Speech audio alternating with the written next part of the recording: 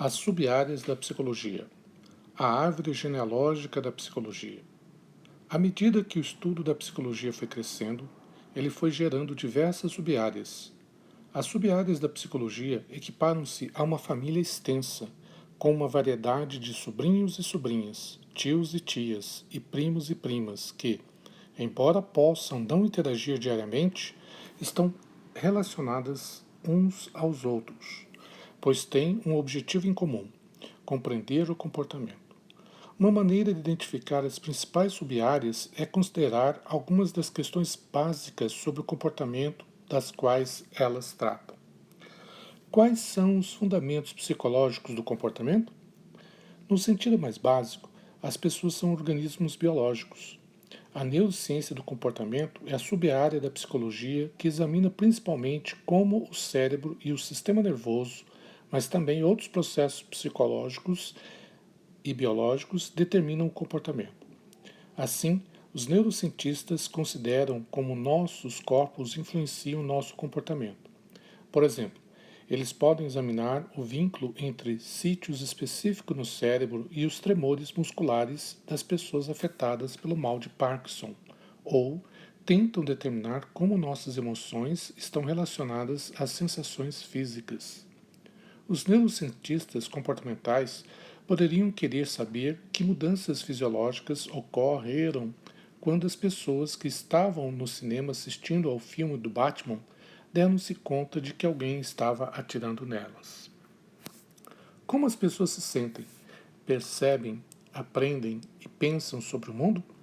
Se você já se perguntou por que é suscetível a ilusões de ótica, como seu corpo registra a dor ou como aproveitar o máximo seu tempo de estudo, um psicólogo experimental pode responder às suas perguntas.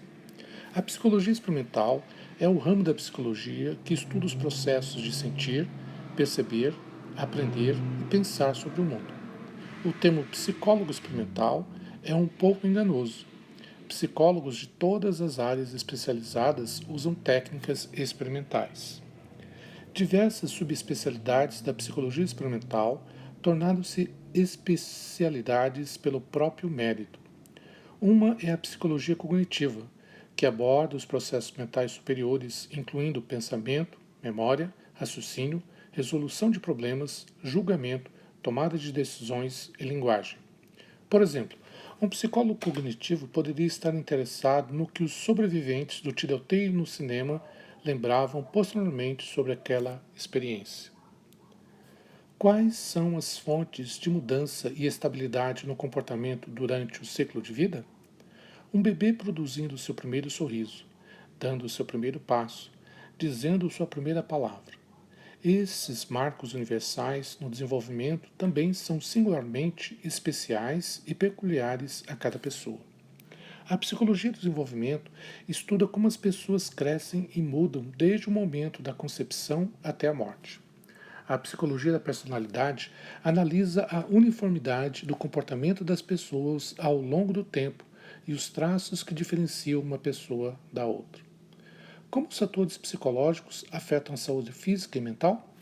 Depressão, estresse e medos frequentes que impedem as pessoas de realizar suas atividades normais são tópicos que interessariam um psicólogo da saúde, um psicólogo clínico e um psicólogo de aconselhamento. O psicólogo da saúde explora a relação entre fatores psicológicos e enfermidades físicas ou doenças.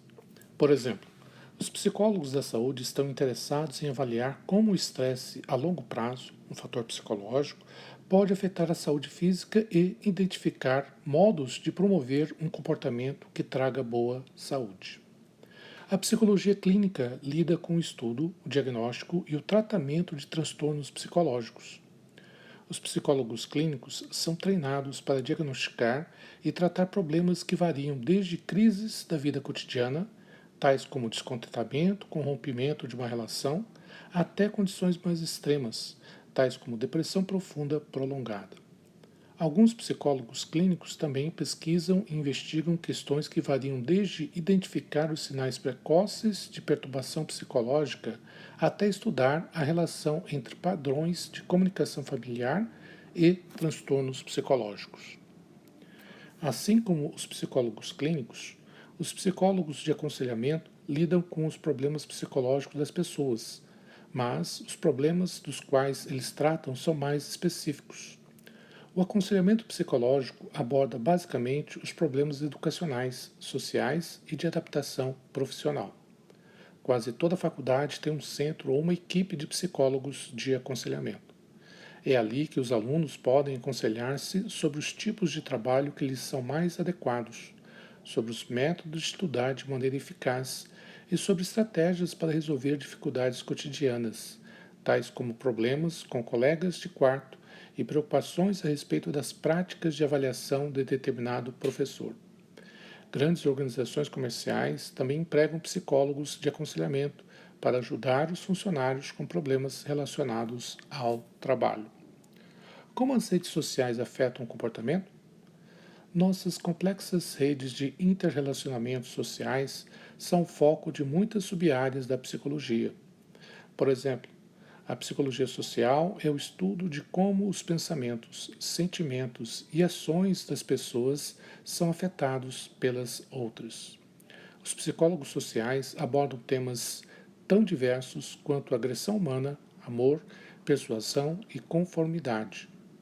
A psicologia transcultural investiga as semelhanças e diferenças no funcionamento psicológico em e entre diversas culturas e grupos étnicos.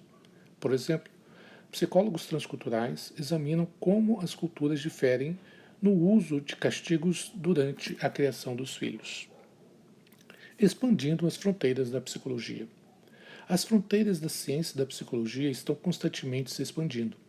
3 novos membros da árvore genealógica da psicologia, psicologia evolucionista, genética comportamental e neuropsicologia clínica, provocaram especial excitação e debate dentro da psicologia. Psicologia evolucionista. A psicologia evolucionista considera como o comportamento é influenciado pela herança genética de nossos antepassados. A abordagem evolucionista sugere que a codificação química da informação em nossas células não somente determina traços como cor do cabelo e raça, mas também é a chave para compreender uma ampla variedade de comportamentos que ajudaram nossos antepassados a sobreviver e a se reproduzir. A psicologia evolucionista é oriunda dos argumentos de Charles Darwin em seu pioneiro livro sobre a origem das espécies, publicado em 1859. Darwin sugeriu que um processo de seleção natural leva à sobrevivência dos mais aptos e ao desenvolvimento de traços que permitem que uma espécie se adapte a seu ambiente. Os psicólogos evolucionistas levam os argumentos de Darwin um passo adiante. Eles alegam que nossa herança genética determina não apenas traços físicos, como a cor da pele e dos olhos, mas também alguns traços de personalidade e comportamentos sociais.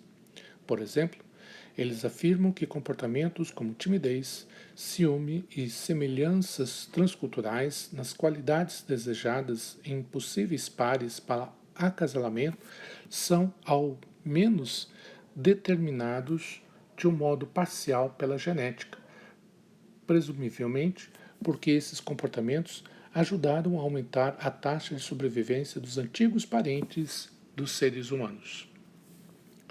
Embora sejam cada vez mais populares, as explicações evolucionistas do comportamento geraram polêmicas.